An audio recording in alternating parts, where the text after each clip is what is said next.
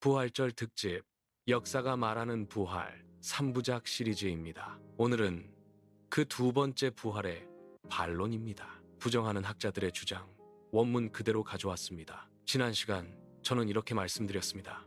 빈 무덤, 500명의 증언, 죽음 앞에서도 바뀌지 않은 사람들. 그랬더니 댓글이 달렸습니다. 그건 기독교 학자들 얘기 아닌가요?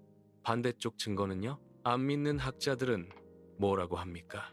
좋습니다. 저는 30년간 역사를 연구했습니다. 한쪽만 보는 역사학자는 역사학자가 아닙니다. 오늘은 반대쪽 책상에 앉겠습니다. 부활을 부정하는 세계적 학자들, 그들의 주장을 직접 꺼내서 역사학자의 눈으로 검토하겠습니다. 감정 없이 데이터로. 먼저 한 가지를 분명히 하겠습니다. 부활을 의심하는 학자들은 무식한 사람들이 아닙니다. 게르트 투데만, 바트 어만, 존 도미닉 크로산. 이들은 세계적인 신약학자이자 역사학자입니다. 수십 년간 이 분야만 파고든 전문가들이에요. 그들의 회의주의는 진지하게 다뤄져야 합니다. 그래야 대화가 됩니다. 그래야 진실에 가까워집니다. 자, 그들이 제시하는 반론 크게 세 가지입니다. 첫 번째 반론, 환각 가설입니다. 독일 신학자 게르트 세떼만이 대표적으로 주장한 이론이에요. 핵심은 이렇습니다. 예수를 사랑했던 제자들이 극심한 슬픔과 죄책감 속에서 집단적 환각 혹은 심리적 환상을 경험한 것이다. 얼핏 들으면 설득력이 있습니다. 인간의 뇌는 극한의 슬픔 앞에서 놀라운 일을 합니다. 이건 사실이에요. 그런데 역사학자로서 저는 여기서 멈추게 됩니다. 환각은 개인적 경험입니다. 의학적, 심리학적 문헌 어디에도 500명이 동시에 같은 내용의 환각을 공유했다는 기록은 없습니다. 바울이 기록한 500여 형제에게 일시에 보이셨다. 이 숫자 앞에서 환각 가설은 설명을 멈춥니다. 그리고 결정적으로 환각을 아무리 강렬하게 경험해도 시신은 무덤 안에 그대로 있습니다. 빈 무덤을 설명하지 못합니다. 두 번째 반론, 시신 도난 가설입니다. 이건 사실 가장 오래된 반론입니다. 예수 사망 직후부터 나온 주장이에요. 마태복음 28장에도 그 흔적이 기록되어 있을 만큼 논리는 간단합니다.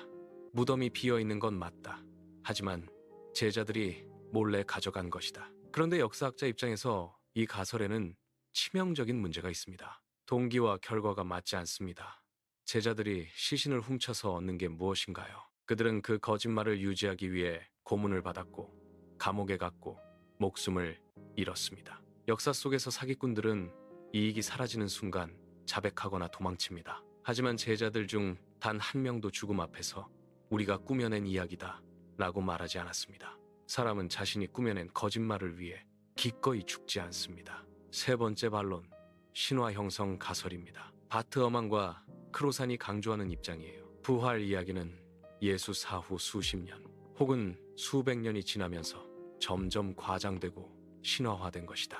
이 주장은 가장 정교하고 가장 조심스럽게 다뤄야 합니다. 왜냐하면 신화 형성은 실제로 역사에서 일어나는 일이거든요. 그런데 여기서 문제가 생깁니다. 부활의 핵심 기록, 바울의 고린도전서 15장. 학자들이 인정하는 성립 시기가 기원 후 30년대 중반에서 50년대 초반, 예수 사망 후 불과 5년에서 20년 사이입니다. 신화는 이렇게 빨리 만들어지지 않습니다. 목격자들이 살아있는 동안 반박이 가능한 시대에 신화는 자라지 못합니다. 어만 자신도 이 기록의 초기성은 인정합니다. 다만 해석이 다를 뿐이에요. 그 해석의 차이가 바로 이 논쟁의 핵심입니다. 저는 오늘 어느 쪽 손도 들어주지 않았습니다.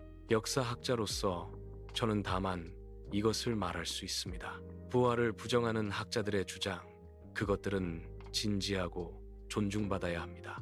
하지만 동시에 그 어떤 반론도 아직까지 세 가지 역사적 사실을 동시에 설명하지 못하고 있습니다. 빈 무덤, 살아있는 증인들의 증언, 그리고 죽음 앞에서도 바뀌지 않은 사람들. 옥스퍼드의 역사학자 앤티 라이트는 이렇게 말했습니다. 부활을 부정하는 가설들은 각각 하나의 증거를 설명할 수 있다. 하지만 세 가지를 동시에 설명하는 대안 가설은 아직 없다.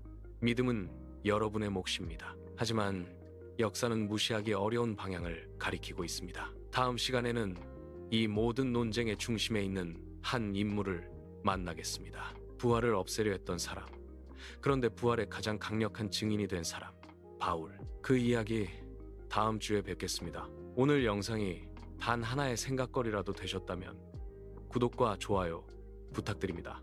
감사합니다.